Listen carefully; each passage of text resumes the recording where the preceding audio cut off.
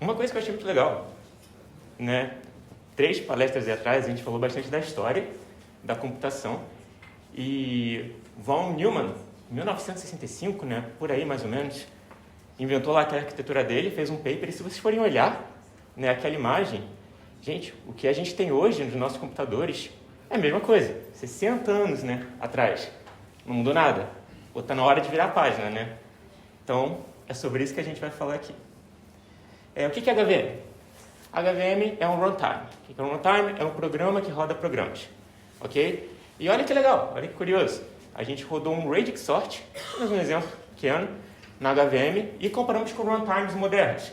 Né? Por exemplo, o V8 do JavaScript, todos os browsers, né, rodam isso daí. O Haskell GHC, né, que é considerado por muitos aí a linguagem funcional mais rápida do mundo. E esse mesmo algoritmo a gente rodou no HVM, né, que é o runtime do kind, nossa linguagem.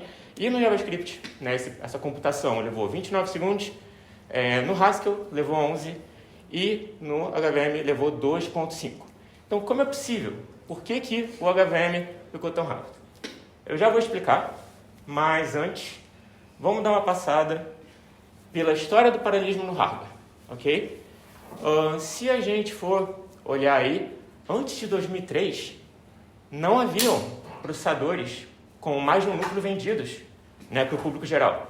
A gente tinha lá o Pentium 4 Extreme, olha que nome possante, mas assim, não tanto, né, porque só tinha um núcleo, né, 3.2 GHz, mas apenas um núcleo. Foi só lá para meados de 2005, 2006, que as empresas que não conseguiam mais tornar aqueles CPUs mais velozes a partir de um clock maior, a partir de um poder de processamento sequencial, né, mais acelerado, não conseguiram mais. Daí elas começaram a encaixar mais núcleos nos processadores. Começou essa trend aí, né? Então, processadores dentro de processadores. Então, lá em 2007, a gente tinha o Core 2 Extreme. Adoro botar nome assim, né? Porque é para você comprar. QX 6800, 4 núcleos. Então, 4 processadores num só. 2011, a AMD, né? Isso tinha sido a Intel, a AMD deu a resposta dela, FX 8150, 8 núcleos. 2015 deu uma estagnada, não sei porque não podia se comprar um processador de 8 núcleos nessa época, mas de 2019 para cá o negócio começou a deslanchar. Então, em 2019 a gente tinha o Ryzen 9 da AMD, 16 núcleos, e agora você pode ir lá na internet hoje comprar um Ryzen Threadripper de 64 núcleos. 64 núcleos, gente, 64 processadores num só. Isso é uma capacidade de processamento paralelo muito grande. Tá? Então, isso é uma ideia da história do paralelismo no hardware. Mas e no software? A gente fez uma breve pesquisa, né? A gente baixou os top 10.000 projetos em C, que é uma linguagem que geralmente quem usa quer performance, no GitHub. E desse projeto, só 14% mencionam threads. Okay? Todo o resto sequer importa qualquer lib, qualquer coisa de processamento paralelo. Isso é em C, gente. Nas outras linguagens, assim, tipo Python, JavaScript, a história é ainda pior. O ponto é, enquanto no hardware a gente está processadores com cada vez mais e mais e mais núcleos, no software essa trend não tem sido acompanhada. Ok? Não tem acontecido. E a questão é, por quê? Por que o nosso software não é paralelo? E a resposta, gente, a resposta sincera e real é que programar paralelo é difícil pra caramba. É muito difícil, gente. Programar já é difícil, convenhamos. Não é uma coisa considerada fácil. Programar paralelo, você pega essa dificuldade e eleva ao quadrado. Tem muitas complicações ali quando você quer criar um programa, né, que roda em mais de um núcleo. Então ali, é claro, eu coloquei algumas coisinhas só, não vou passar muito tempo explicando. Mas assim, por exemplo, sincronização e comunicação de threads. Né, isso é difícil de fazer corretamente. Tem vários bugs que não existem, categorias de bugs inteiras, que não existem quando você programa sequencial, que existem e são muito comuns quando você programa paralelo. Então, deadlocks, condições de corrida. E quando você tem um bug, a dificuldade de debugar, de resolver esse problema é muito maior. Porque, por exemplo, você tem 4, 8, 16 threads.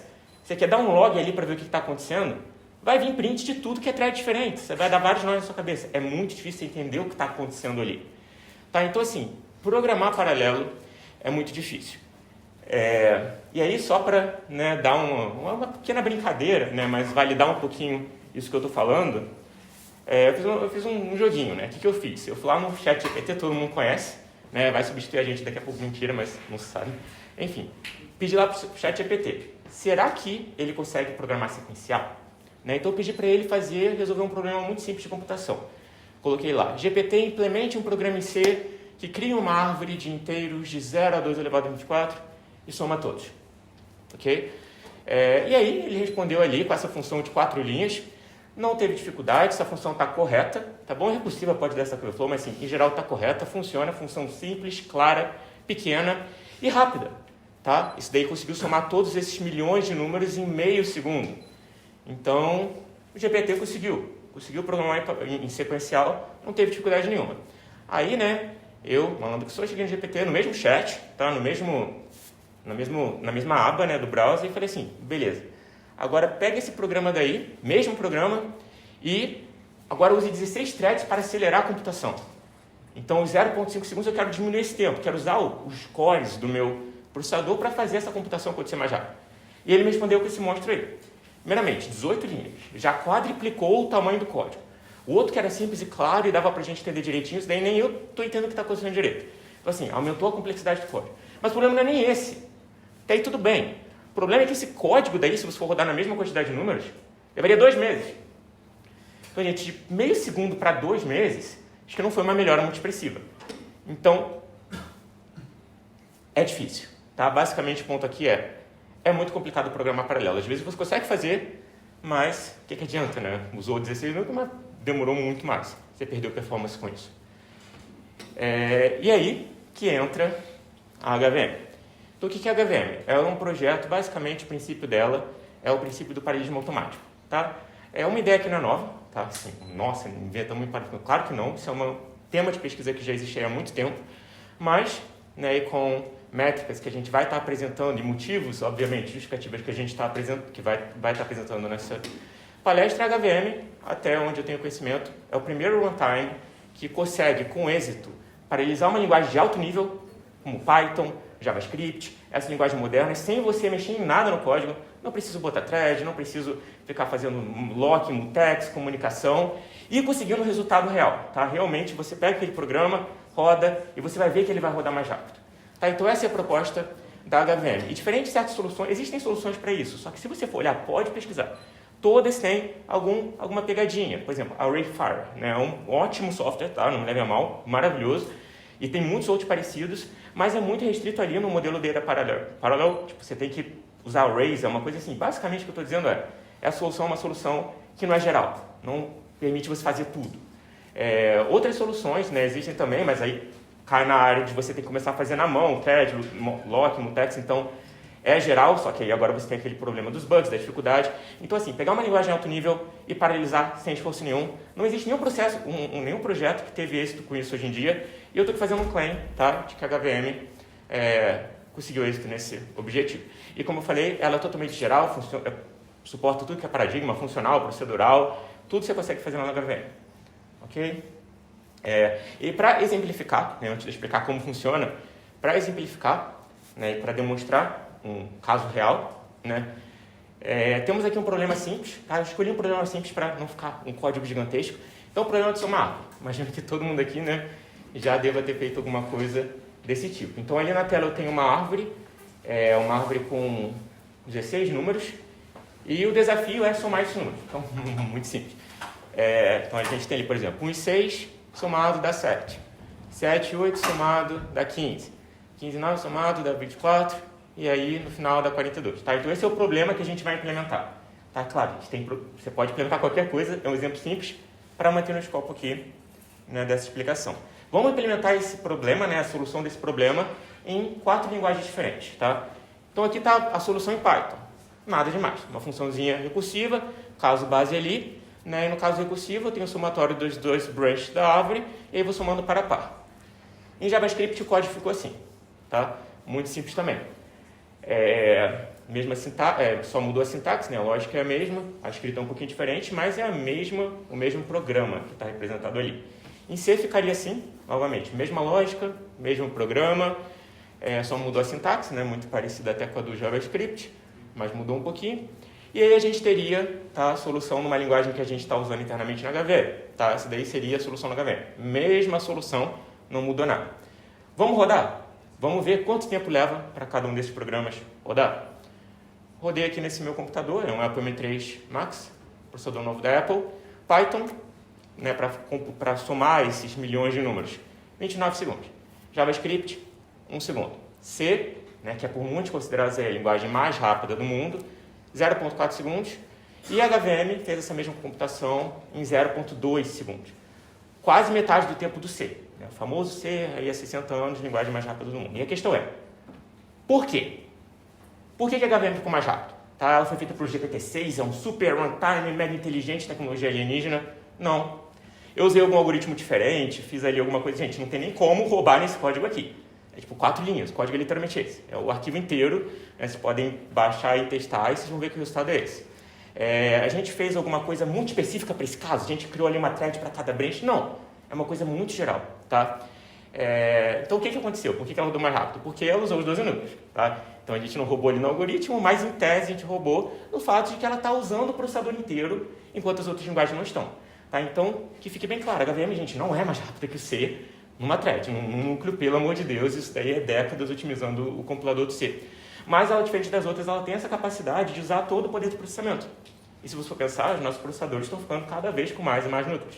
Então, em tese, quanto mais tempo passar, maior vai ser a diferença. Claro, a não ser que você literalmente programe em paralelo em C. Aí vai ser mais rápido que a HVM, mas traz todos aqueles problemas. Tá bom? Então, resumindo, a HVM ficou mais rápida porque ela usou mais núcleos. Tá? E aí, se a gente for 100% honesto, né, a gente traçar um grafo ali de tempo que levou para executar isso por núcleos, vocês vão ver que na realidade, com um núcleo, HVM leva 2 vezes mais tempo, né, do que o JavaScript, sei lá, 8 vezes mais tempo do que C, mas conforme você vai adicionando núcleos, o tempo vai caindo. Né, chega a 6 núcleos, começa a ficar ali perto da performance do C, né, e aí já com 10 núcleos, a HVM passa a finalmente passar da performance do C. E esse gráfico é uma coisa assim que acontece basicamente em qualquer coisa que você faça na HVM que não seja inerentemente sequencial. Então é óbvio que se você implementar um algoritmo que não pode ser paralisado, um contador, uma fila, uma hash function, é claro que não vai paralisar. Mas se o seu algoritmo, essa é a promessa do HVM, se o seu algoritmo não é inerentemente sequencial, você vai ganhar um executável paralelo. Tá? Qual é a receita da HVM? Como que ela funciona? Como que a gente conseguiu, né, resolver esse problemaço aí que tem tentado se fazer há tanto tempo e não houve uma solução com isso ainda? A nossa receita, na verdade, é muito simples. Olha só como não sei como ninguém pensou nisso antes. É muito simples. Primeiro, a gente pega um programa de alto nível, tipo Python, JavaScript. Segundo, a gente transforma num termo do cálculo lambda. Ok? Até aí tudo bem. Terceiro, a gente pega o cálculo lambda e transforma num grafo de combinadores de interação. Ok? Muito óbvio. E a gente aplica regras de escrita paralelas até que acabe, até que não tem mais o que fazer. Depois a gente converte de volta para o cálculo lambda, converte de volta para a linguagem original e a gente prende os resultados. Tá? Então, assim, agora vocês já, obviamente, entenderam tudo. Não tem mais o que falar, porque é muito simples. Como que ninguém pensou nisso antes? Né? Claro que não. Tem 2 coisinhas aí, em especial 2 componentes que demandam mais explicação. Né? O cálculo lambda e os combinadores de interação. Então vamos por parte. Vamos entender, né? Antes de entender o todo, vamos entender o que são cada um desses 2 componentes, porque eles são chave para a nossa solução. Então, primeiramente, eu sei que alguns daqui já devem conhecer, mas é bom introduzir o cálculo lambda. O que é o cálculo lambda? O cálculo lambda é uma linguagem que contém apenas lambdas. Mas o que é um lambda? Lambda é uma função anônima. É só isso. Então, assim, lá no ensino médio, no ensino fundamental, na verdade, na matemática, a gente aprendeu o conceito de uma função, né? F de x igual a x vezes 2. O que é isso? É uma função que recebe um número e dobra esse número, gente. Matemática básica. Então, f de 5 dá 10. F de 10 dá 20. Tá? Esse conceito se chama função. O que é um lambda? O lambda é só uma função sem nome. É literalmente só isso. Então, aqui está essa mesma função representada sem o nome. Perdeu o nome, não é mais f, é só aquilo. Mas isso daqui representa o conceito inline, digamos assim, de uma função que dobra um número. Ok? E, gente, as pessoas às vezes ouvem o nome cálculo lambda, e acham que é um negócio super assustador e fica, nossa, parece uma coisa super grande. Não é, gente. Coisa mais simples do mundo, de assustador só tem o nome. Eu vou provar aqui que se você, né, 90% aqui programa em Python, então vocês provavelmente já usam o cálculo lambda, alguns de vocês talvez não saibam, alguns sabem, provavelmente, mas o ponto é, todo mundo aqui já usa o cálculo lambda, eu vou provar isso agora. Então vamos lá, vou provar isso como? Vamos começar com um programa de Python, um programa simples que eu imagino, né, que quem programa na linguagem consiga entender o que está acontecendo aí. Então o que esse programa faz? Ele vai criar um array, uma lista, né, que chama no Python, apesar de ser um array, de 5 números, 0, 1, 2, 3, 4, muito simples. Vai criar uma função que dobra, tá bom? Então, uma função que recebe um número e dobra. E aí, se a função no for none vai para cada elemento do array, aplicar essa função naquele elemento. Ou seja, basicamente é um programa que percorre o array e dobra cada número. Então, 0, 1, 2, 3, 4 vai virar o quê? 0, 2, 4, 6, 8. Espero que até aí não tenha nenhum grande mistério. O que eu vou fazer? Eu vou pegar esse programa e vou começar a tirar coisa. Tirar coisa, né? Porque se você entende esse programa, se você já usou, se você faria alguma coisa assim, até aí você domina. E eu vou tirar coisa. Né? Então, vou tirar o que primeiro? Primeiro eu vou tirar esse if, que se vocês forem reparar, é super inútil.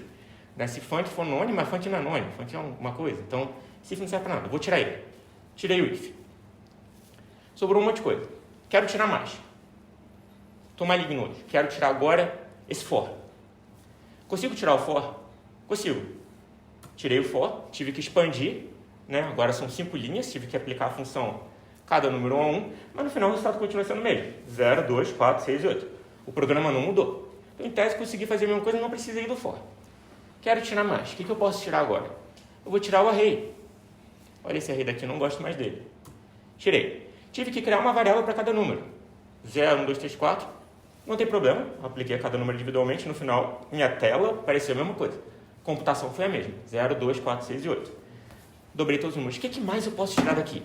E ainda deixar isso ainda ser uma linguagem de programação. O que mais eu posso tirar? Eu quero tirar os números.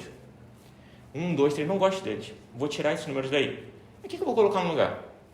Eu vou colocar lambdas.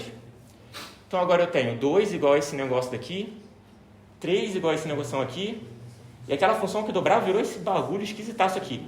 E olha que loucura, esse programa em Python, se você rodar ele, pode rodar, pode copiar aí, não acredita em mim, copia e roda. No final ele vai pintar na sua tela para você ver, 0, 2, 4, 6, 8.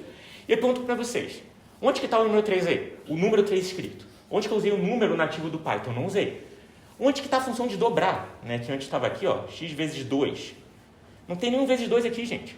Como que o Python sabe que era para dobrar os números?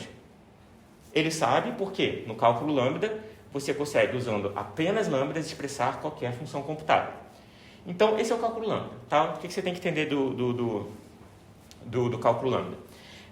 Ele é uma linguagem que só tem lambda, literalmente só isso, não tem mais nada para explicar sobre ele. E a segunda coisa que é importante você entender sobre ele é qualquer função computável você consegue representar nessa linguagem. Então aqui tem uma tabelinha, você não precisa entender o detalhe de o que está fazendo, mas, por exemplo, número 2, eu consigo fazer com esse lambda aqui. A operação de adição, eu consigo fazer com esse lambda daqui. A operação de produto, eu consigo fazer com esse daqui.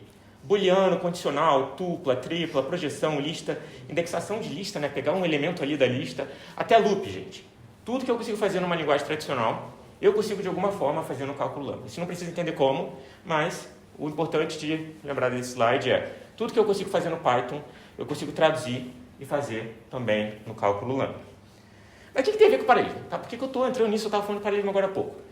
A questão é a seguinte, pessoas ruins me prometeram, há um tempo atrás, que programação funcional era equivalente a paralelismo. Eles falaram assim para mim, nossa, aprende a programar em Haskell, pare de usar estado, use imutabilidade, use funções, lambda para tudo.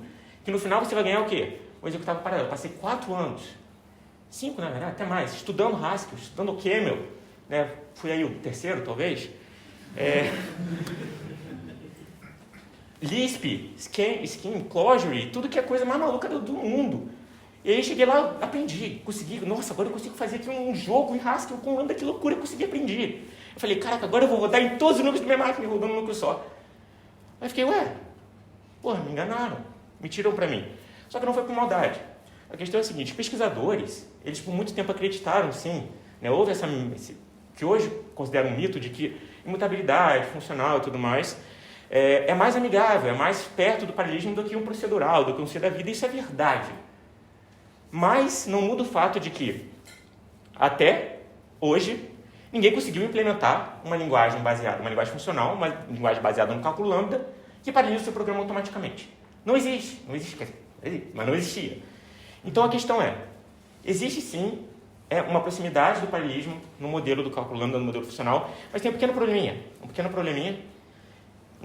chamado beta reduction, redução beta, que é literalmente a única coisa que o cálculo lambda faz, substituição de variável. E a questão é, essa operação, ela não é atômica.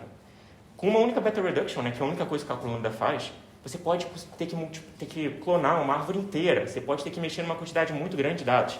E você pode ter referências compartilhadas para aquela mesma expressão em muitos lugares diferentes do seu programa. Isso complica muito o paralelismo. O pessoal que criou o Haskell, eles tentaram fazer o Haskell ser paralelo. Nas primeiras versões de HCI desistiram, porque a perda que você tinha das threads se colidindo lá, tentando lidar com referências compartilhadas, não compensava. Então acabou que nunca se criou uma linguagem baseada no cálculo lambda. Será que vai bugar? Será que... Nunca se criou uma linguagem criada no cálculo lambda que paralisasse. Tá? Porém, tudo está perdido? Eu falei isso à toa? Não. Tem uma luz no fim do túnel. Tá? Eu, muito pé da vida com o cálculo lambda não ser eficiente, eu comecei a tentar entender por quê, sabe? Porque eu também comprei essa ideia. Né? E aí, lá em 1997, eu encontrei um paper que pouca gente falava sobre. Yves Lafont. Ele perguntou assim: quais são as regras fundamentais da computação? E ele mesmo respondeu a pergunta dele. As regras fundamentais da computação são aniquilação e comutação. O que ele chamou, ele deu o nome a isso de um sistema novo, um novo modelo computacional, um concorrente do cálculo lambda, que ele chamou de combinadores de interação. Então, basicamente, o cara chegou e falou: cara, o cálculo lambda não é o bambambam que todo mundo está falando, não. Mas tem uma coisa parecida que é. E ele chamou essa coisa de combinadores de interação. E digo mais, ele provou formalmente que esse modelo ele tem uma característica muito interessante. Muito interessante. Vocês devem conhecer o conceito de Turing completo, que diz que todos os modelos computacionais podem emular uns aos outros. Uma máquina de Turing pode emular um cálculo lambda, que pode emular um autômato celular, que pode emular um sistema de combinatórios. Todos eles podem simular. Só que esse conceito ele tem uma limitação. Ele fala do que você pode fazer, mas não do quão rápido você pode fazer. E o Lafont, ele provou uma coisa a mais sobre esse sistema. Esse sistema não só é Turing completo, ele pode fazer qualquer coisa computável, mas ele pode fazer qualquer coisa computável com a mesma ou maior performance do que qualquer outro modelo. E em paralelo. É um modelo fundamentalmente concorrente paralelo de computação. Então, gente, que interessante, eu achei legal, eu achei, nossa, promissor. Vamos conhecer, vamos saber mais sobre essa coisa aí. E aí eu fui saber mais sobre e eu fui procurar a cara desse modelo. E essa é a cara do modelo. Essa página é os Interactive Combinators. Inteiro, está descrito aí. Não tem uma vírgula faltando. O sistema inteiro está nessa página. O que é o Interactive Combinator? Ele é um sistema de grafos. Ok? Vocês devem ter estudado a teoria dos grafos. O que é o gráfico? É um monte de bola conectada. É como eu entendo. Então é isso. O que é o Interactive Combinator? É um monte de triângulo conectado. É basicamente isso. Tá? Sendo super sincero, é basicamente isso. Então a gente tem 3 tipos de triângulo. O triângulo bola, não tem nada a ver, né, gente? Mas, enfim, a gente tem esse triângulo aqui, que seria o que a gente chama de um apagador. É um nó do grafo que só tem um fio. A gente tem um nó construtor, que aí, de fato, é um triângulo, que tem 3 fios. Um fio na portinha da frente e 2 fios nas portinhas auxiliares, ok? E a gente tem um nó de duplicador que é igualzinho ao construtor. É a mesma anatomia, só que agora ele é um outro. Então, é igual, mas é outro. E essas são as 3 coisas que você pode criar nessa linguagem. Só tem isso. Só tem esses 3... representar dados, criar informação. Essas são as 3 informações que existem nesse sistema.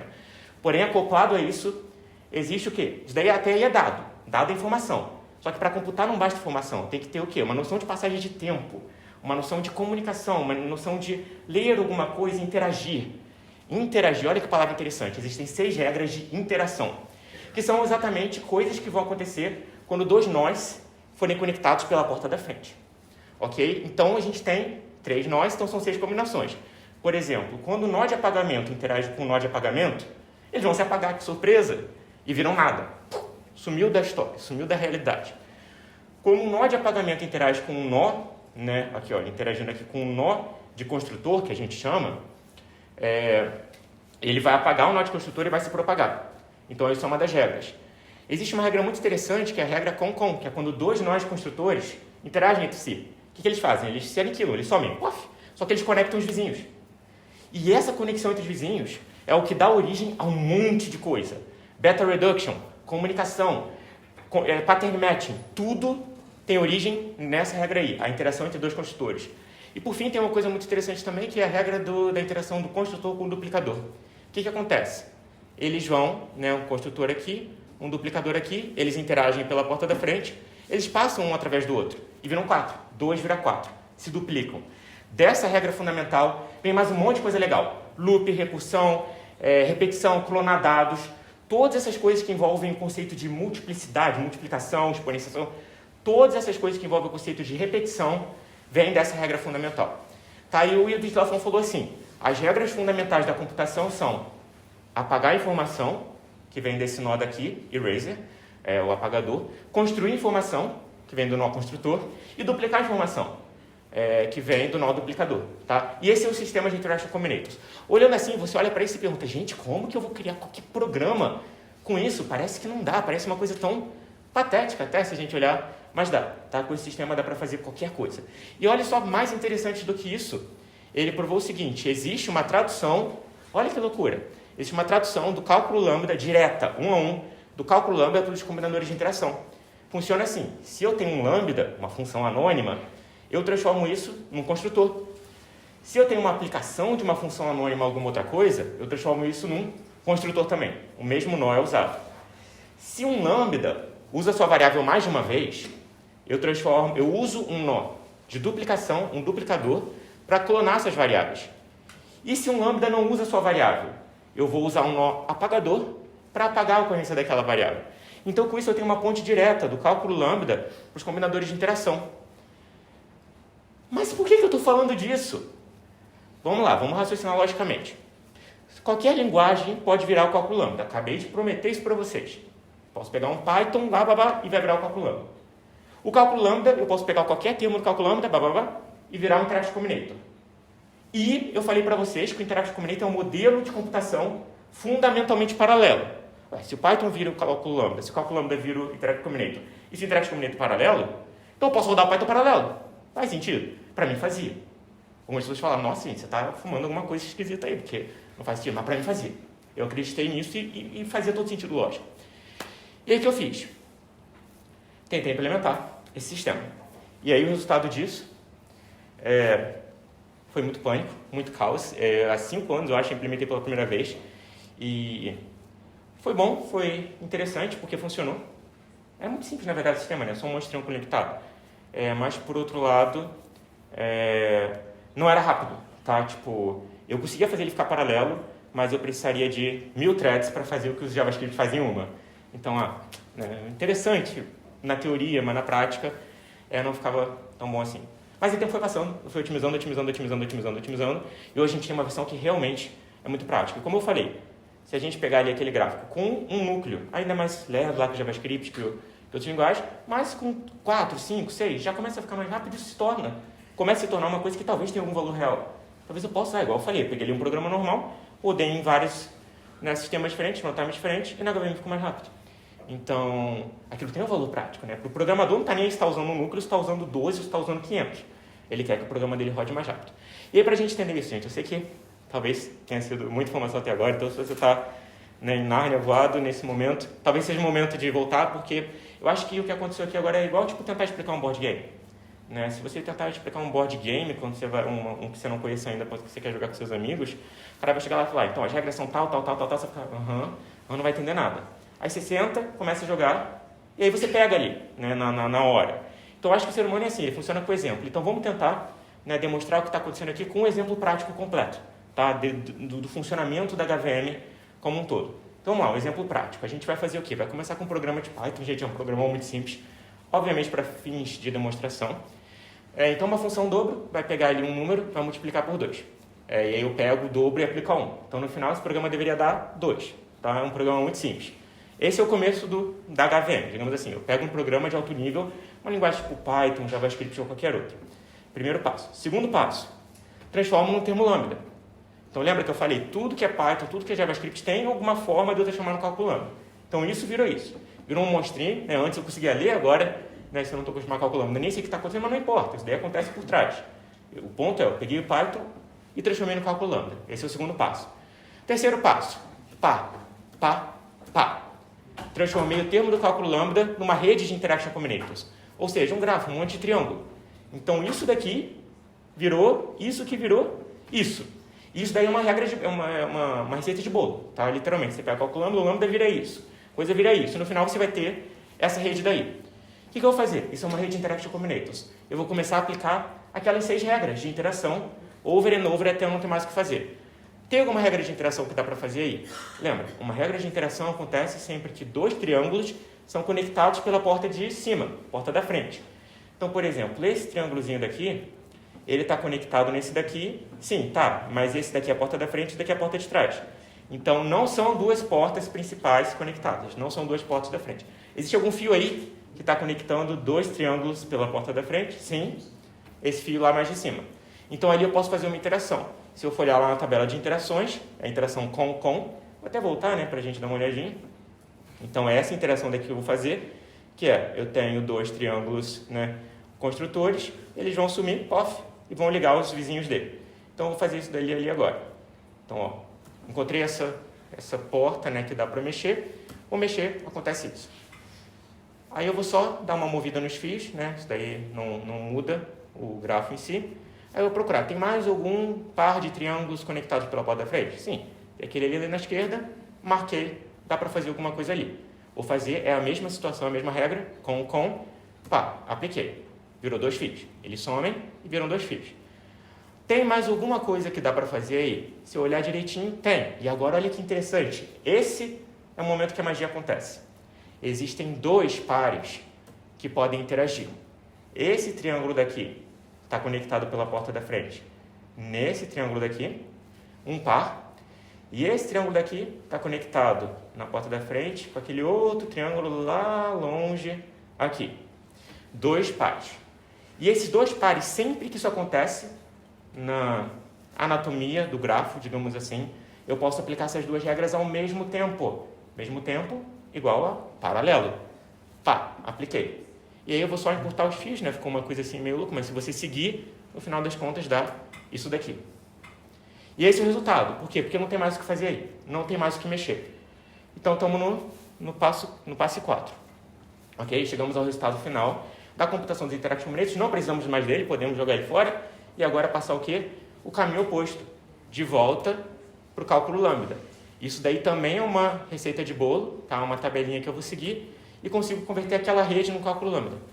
E esse termo aí do cálculo lambda, se vocês, né, forem muito espertos, vocês provavelmente vão perceber, né? Não vou explicar em detalhe o que isso é, mas isso é um denominado Church encoding, que representa um número. Qual o número? Equivalente à quantidade de S's que tem. Tem dois S's aqui, tá? Que vieram daqueles dois triângulos que estavam aqui e aqui.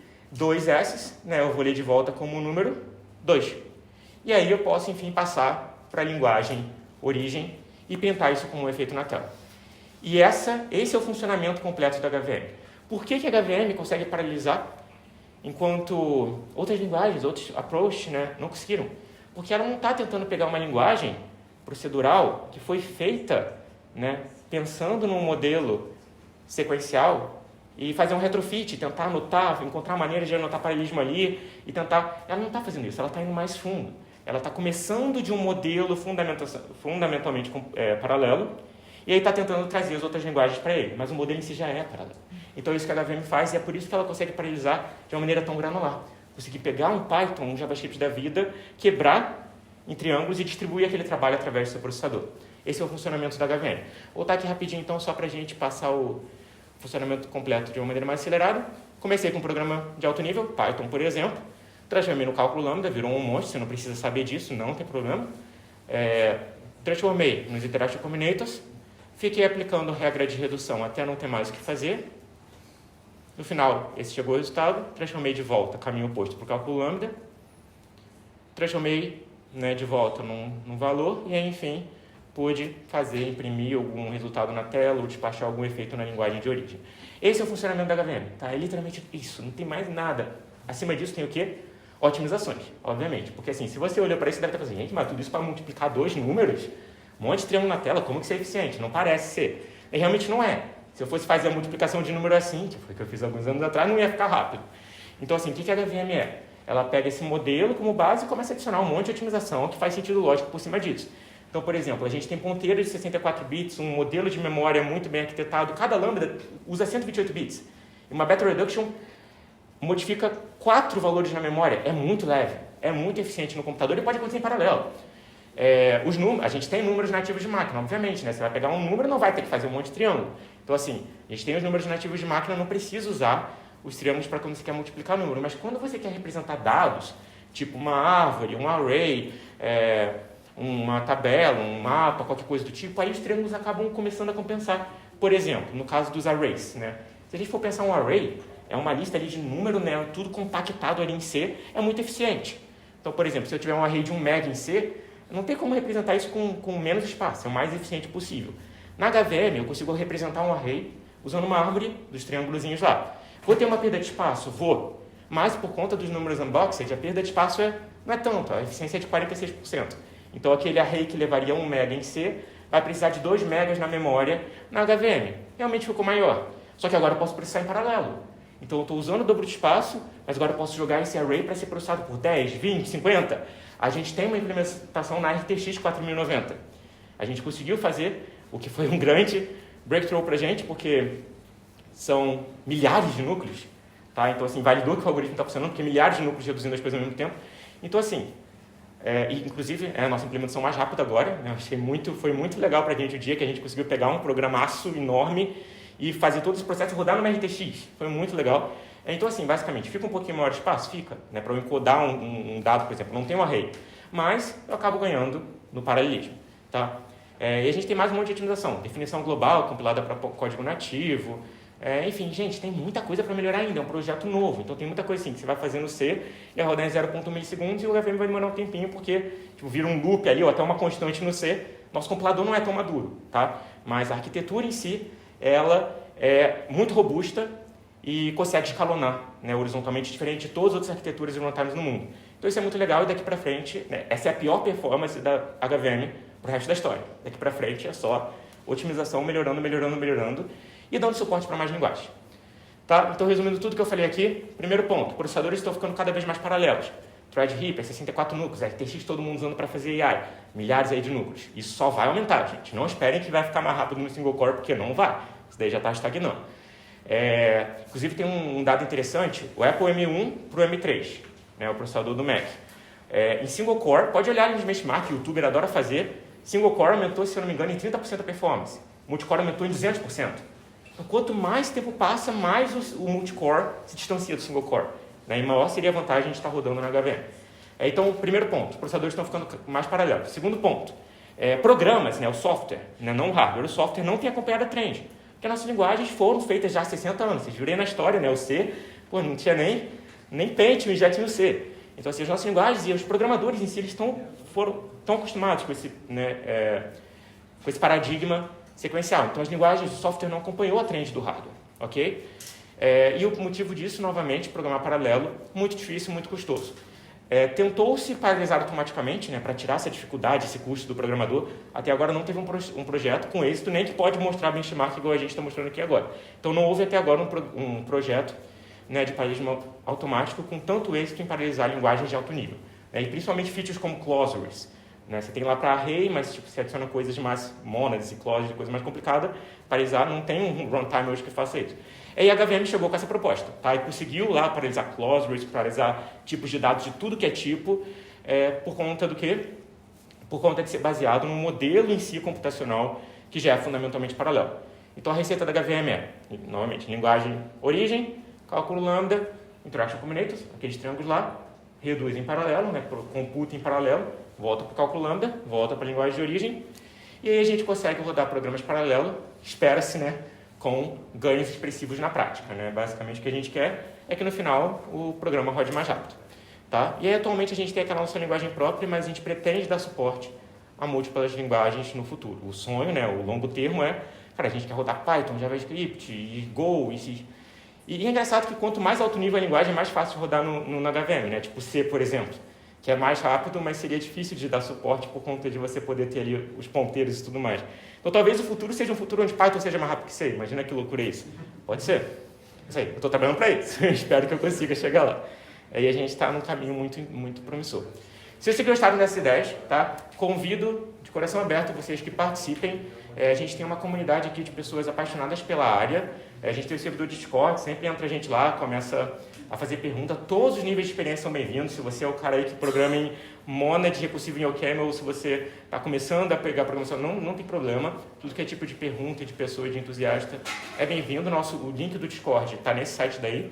higherordercode.com.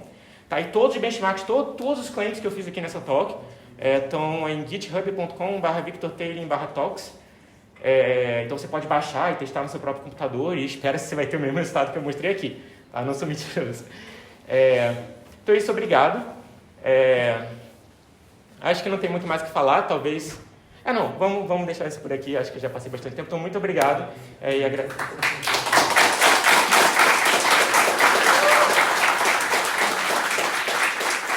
Ainda bem que eu deixei gravando, né? Mas acho que estava pegando som. Se for bom, pegou. Gente, muito obrigado e principalmente obrigado aí ao pessoal da organização da GombiConf. Muito honrado de estar aqui fazendo essa apresentação e espero que seja de muitas. Dúvidas?